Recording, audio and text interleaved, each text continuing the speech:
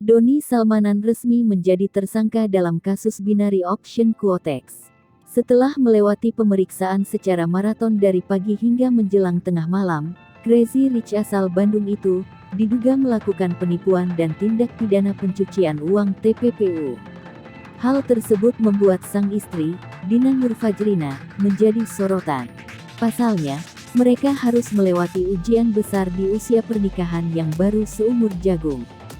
Diketahui, afiliator trading binary auction tersebut menikahi Dinan pada tanggal 14 Desember tahun 2021.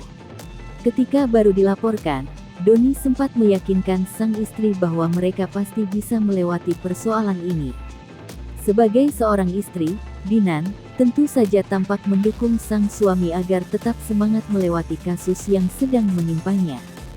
Ia pun sempat mengunggah fotonya bersama dengan Doni, sambil menuliskan kata-kata romantis di sana.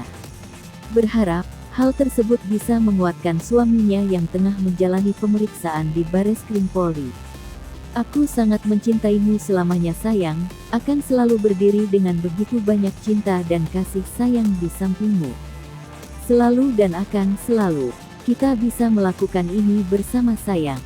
Bismillah, inna ma'al usri yusro," tulisnya menggunakan bahasa Inggris.